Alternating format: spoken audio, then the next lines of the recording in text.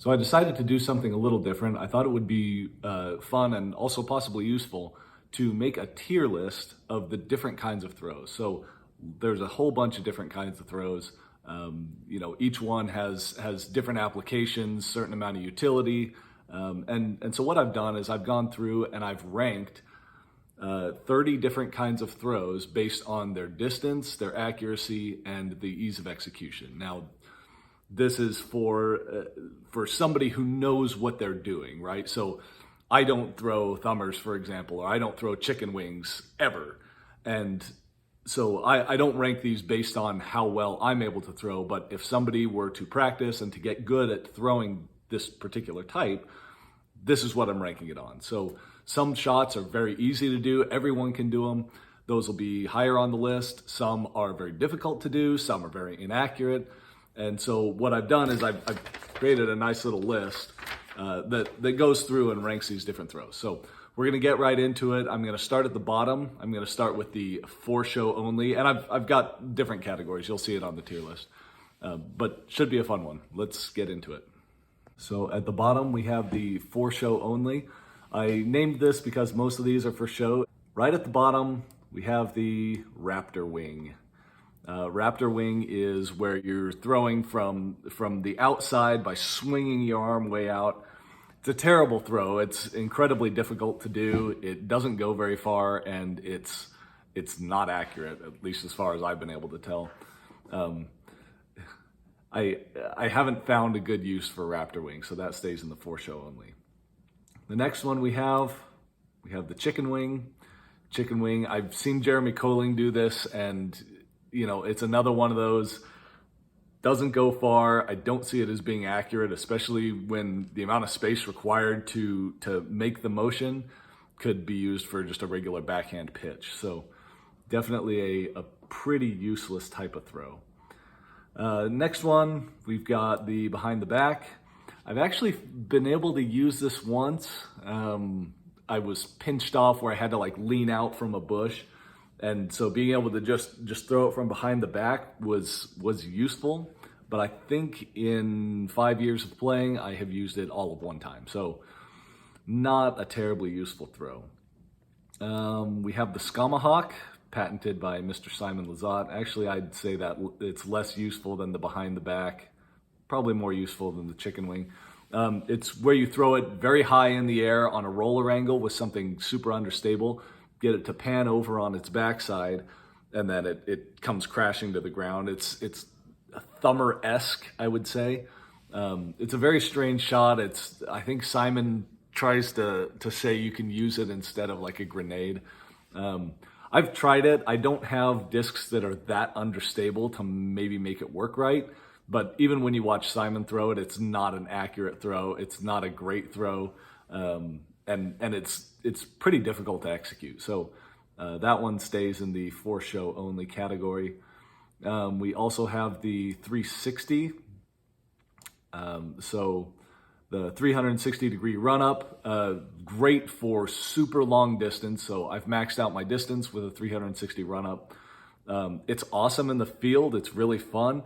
It's absolutely impossible to aim. So trying to land in any sort of reasonable zone is just not doable. You'll never use it in golf. You can use it for a distance competition, and in that way, it has just the ever so slightest bit of utility. But you'll even see guys who have it not throw it in distance competitions. So I've got Anthony Barella can throw a 360, but he can also throw 80 miles an hour without a 360 run-up. So utility is very limited. I love throwing 360s, but it is not a useful throw. Next one we've got is the Chicken Wing Roller. So this is one that Scott Stokely, I did his clinic and he showed us how to do. It's where you're just holding a putter and you hold it on the outside of your bicep and roll it on the ground. It's really good for hooking around to the right. I would say if you have just a little flick with something very overstable, you could basically use that same shot. The distance potential is not great. It's rolling on the ground, so your accuracy is going to be pretty limited. Oh, then the last one in the for show only category is the patent pending, and this one kind of surprised me. I crunched the numbers and I said, okay, patent pending. Patent pending's gonna let me look at my ranking. So I've got it as having moderate distance potential. Accuracy potential is limited because you're usually throwing it from a bad situation. You're swinging your arm in kind of an unnatural way. You can probably get decent at it, but the fact that you're doing this it's a very awkward stance, a very awkward motion, and so your ease of use, or sorry, your ease of execution and your accuracy are going to be limited. So that's why patent pending got here. I personally never throw them, so maybe I'm a little bit slanted against them. But there's people who do throw them fairly well. The next category is the skipper category. So this one actually had its own tier. So based on the way the numbers added up, the skipper gets its own category, which I think is appropriate. It's such a unique shot, just saying, hey, I'm gonna throw the disc on the ground or Reed Fresqueira throws it off the water as his play. I think it has, you can throw a skipper fairly far. You're not going to be airing one out to throw a skipper. You're going to throw it low. You're going to throw it at an angle. So its distance is pretty limited. It's not a super easy shot to execute. You kind of have to hit the angle just right. And then you're subject to things like ground play where the shot could be unpredictable. You don't know how many times it's going to skip. So it could skip just a little bit and kind of settle, or it could skip a lot and you could go flying by the basket. So next category we have is the please don't category. These are throws that you could use, but as a player, if I have another option, I'm taking it. Classic example is the turbo putt where you're coming up from high and you're basically throwing down at the basket. You can use it to throw, up at an elevated basket. But, outside of people like John E. McRae or Kevin Jones, you'd really not want to be doing this shot. You'd have to be pinched off in some terrible bush. It'd be a horrible position, and you just generally want to shy away from throwing a turbo. Got a couple others, and I'm not 100% sure exactly how I want to rank them, so let me just throw them in there. So backhand fast roller, grenade, and upside down tilt. I think I'm actually going to put turbo right next to upside down tilt. So I have the upside down tilt shot. It's basically just like throwing with a stable or very stable disc. I can throw the tilt on an Anheuser and it'll pan out quite quickly. I don't know how to throw them well. I don't like the grip. Distance potential, I think, is pretty limited, especially when you compare to the fact that you're just throwing a backhand shot. But it's the grip is different. It's not an easy shot to hit. It's only possible really with, I say upside down tilt, but I mean, you could use something crazy stable. I know people love the Stego or the Flick or whatever. So maybe those work. I've just never thrown them. So upside down tilt is in the please don't. I think it has some utility. The fact that it's flying upside down means that I don't know. I'm not sure what it means, but it means something. Then you have the grenade and the backhand fast roller. I define as, where a sky roller is going to go up in the air. It's going to get some distance. It's then going to hit the ground and start rolling. A backhand fast roller is one where you're immediately trying to put it on the ground. Great for getting under trees, that kind of thing. I personally love throwing a backhand fast roller. I'll use it in places where other people definitely wouldn't. So I'm partial to it, but the numbers just didn't come out. I think the accuracy is not there. You're subject to whatever's on the ground. You'll hit a root, you'll hit a tree, you'll do something. So if you can avoid it, probably a good idea. The grenade, the grenade's a short range shot. I've never seen, even Eagle uses them, but he's not able to throw them that far. So they're pretty limited. The shot itself is a little funky. The grip is weird. It can hurt your hands. There's a use for it. You can get up and down over trees, but it's very limited. Next to the not necessary category. So these are ones where I think a decent player could could play their game and do well without having. But if you have them, they can be a decent tool to have. So let's throw these in here. So we have the backhand sky roller, we have the scuba, we have the forehand roller, and the forehand spike hyzer. Scuba's an interesting one. It's an upside down shot. It's pretty short range. Brody obviously is the one who's kind of given this some new life in the disc golf world. Because it's coming in upside down, it's less subject to the wind, so it's a good windy shot. Has some pretty good accuracy, but I think it's going to be the back of the not necessary category. So pretty much anyone, if you have a fairly accurate pitch up, backhand or forehand, you're not going to need a scuba. Forehand spike hyzer is pretty vertical. There's going to be, you'd be hard pressed to try to find a situation where you say, oh my gosh, I've got to have this high forehand spike hyzer. In my case, I'm throwing a lefty spike hyzer, and I found some uses for it, but it's just not a very useful shot.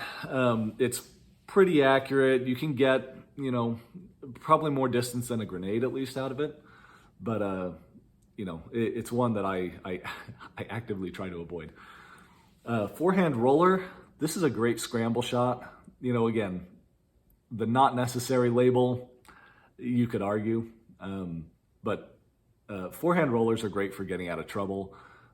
Just being able to pitch out. Again, they're usually not very accurate. They're usually kind of difficult to do, and you're not going to be able to get them terribly far.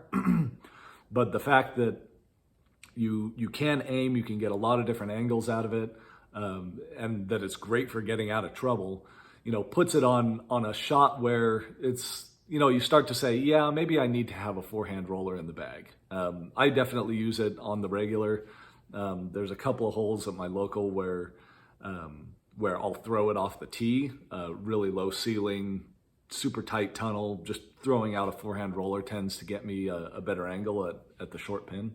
Backhand sky roller. Actually, I'm going to put backhand sky roller behind forehand roller. Forehand roller's right at the limit where I'd say you might want to have a forehand roller. Backhand sky roller I define as just a very high, it's almost a sky anhyzer, but it comes down on a roller angle. This is absolute max distance. So if you're on a golf course, if you're on somewhere that's got decent ground, you can get tons of distance without too much trouble. Eagle, Simon throwing, big 700, almost 800 foot backhand rollers with this. The insane amount of distance that's available. The accuracy, is probably not there. It's not an easy shot to execute. You've got to make sure you're putting it high.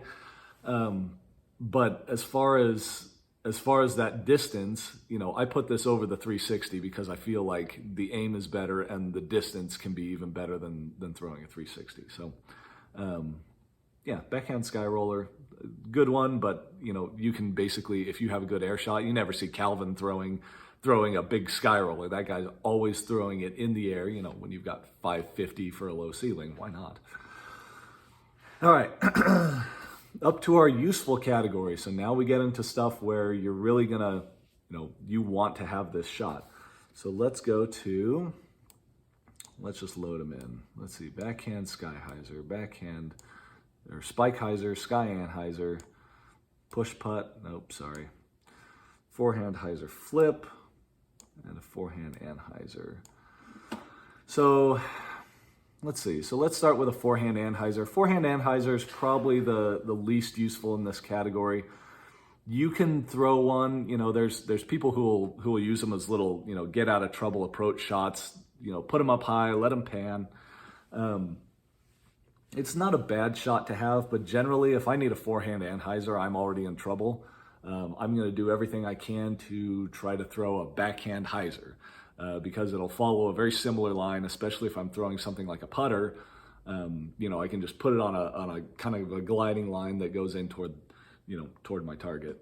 The beauty of a forehand over a backhand is the forehand just doesn't require the same amount of space that you're going to require with a backhand for the swing. You can just step out and throw a forehand where it's a little more difficult with a backhand.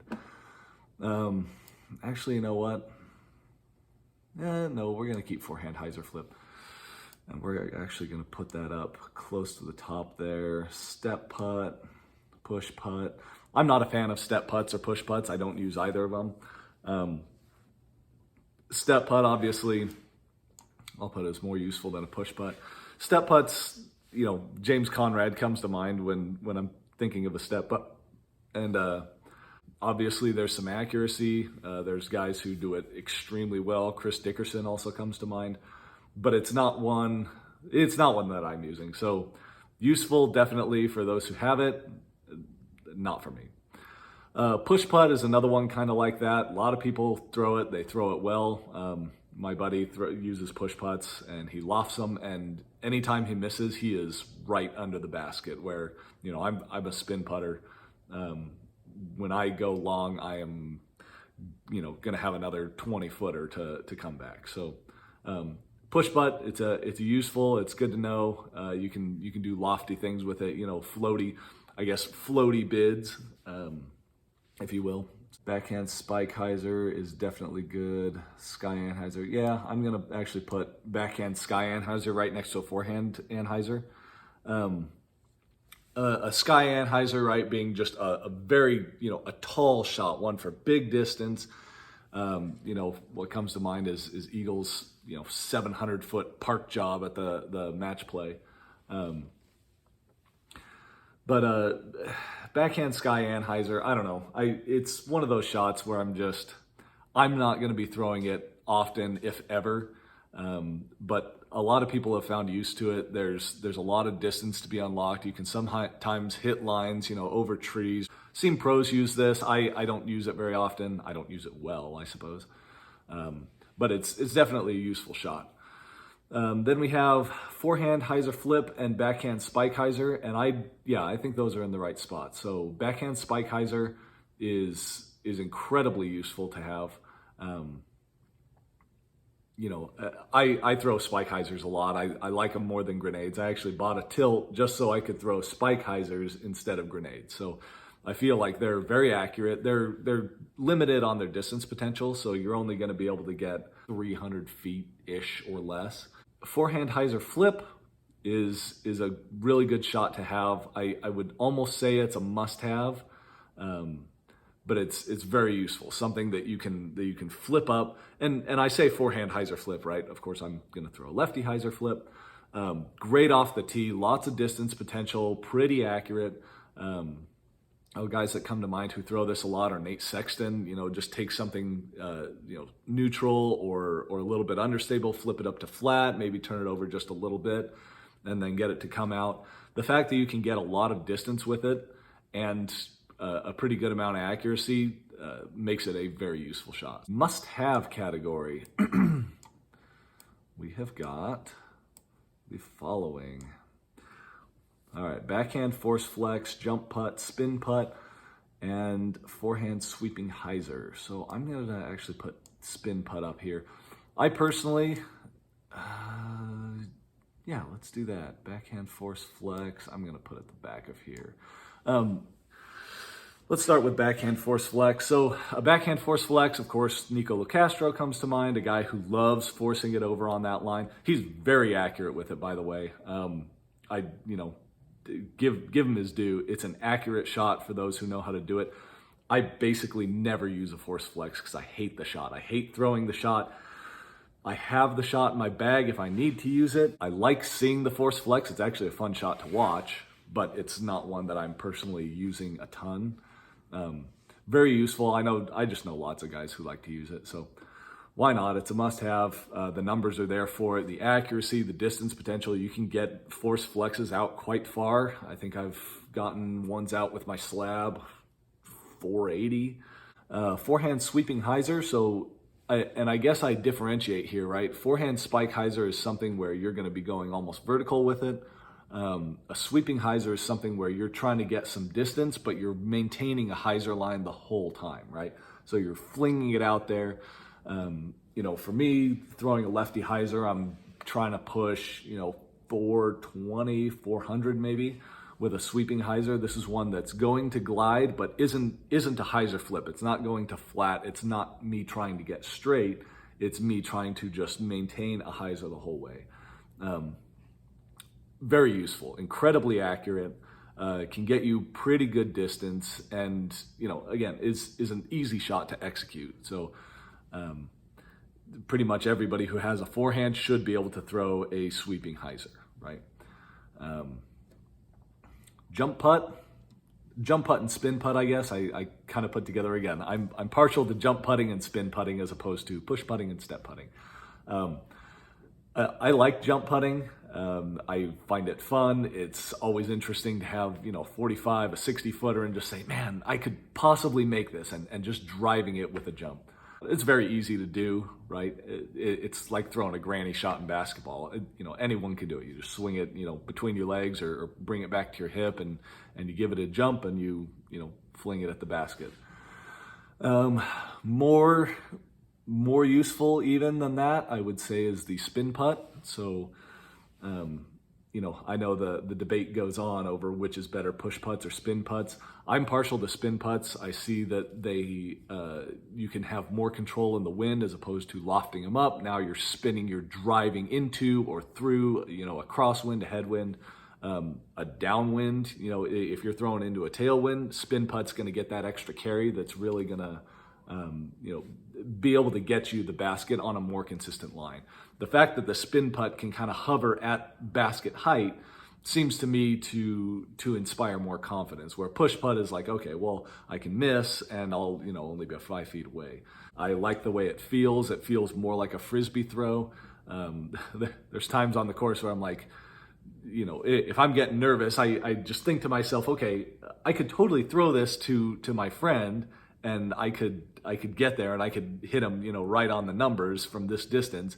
Just do that. And, sometimes that works, sometimes it doesn't. At some point, I'm going to have to make a mental game video, because that's probably my weakest point. Maybe I need a psychologist to help me with that one. So anyway. All right. And then in the OP meaning overpowered, these are shots that are just so good. You not only have to have them, I mean, these are the go-tos. These are things that you should use all the time on courses. And one that came up that really kind of shocked me was the thumber. Of course, guys like Matt Dollar throw these all the time. Thumber is an incredibly accurate shot. It's a very natural motion. You're throwing overhand. It's like throwing a ball. There's just so much variety with a thumber. I don't even have a thumber. I don't throw one. I throw one horribly. You'll watch the video and my thumber comes out terribly floppy. It's bad. But my brother, for example, throws very smooth ones, and he throws them out to like 300 feet, 320 feet.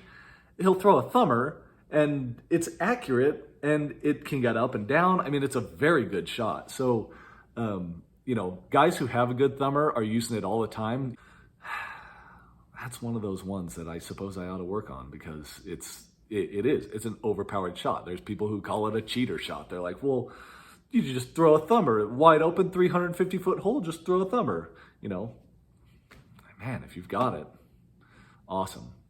Forehand force flex, I'm actually going to put behind thumber. So forehand force flex is, it's the noob forehand player's dream. It's a great shot. It's really easy to do. You're just throwing like this, you're just hacking with something, the most stable disc in your bag. Oh yeah, we're going to do a force flex with a flick or something crazy. Force flex is a great shot. I know several guys who throw them very accurately. Again, I'm throwing lefty. You can get them out to, I don't know, past 400, 420. It's a good shot to have in the bag. So, it's not one I like to throw. I like throwing hyzers on everything. So I'll throw a sweeping hyzer or a right-hand backhand before trying to throw a force flex. So I don't know. That's just my personal take, but I've seen people do them so well that I can't ignore the fact that it's an OP throw. It seems way too easy and way too accurate for what it actually is. Last two, backhand hyzer flip and backhand sweeping hyzer are going to go in this order. The most OP shot in the game is the backhand hyzer flip. We'll get to that in just a sec. So backhand sweeping hyzer, right? I think of Ezra Aderhold. That guy just throws everything on hyzer as hard as he can. Lots of distance available with a backhand hyzer.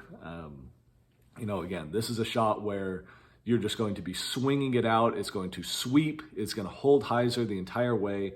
You know, you can get these out fairly far depending on how steep your angle is. It's a great shot, super accurate, super easy to throw. It's one that you can really dial in. I think of a couple holes at my local course where I'm throwing a mid-range or a zone, and man, I can drop those things on a dime. So very good shot to have.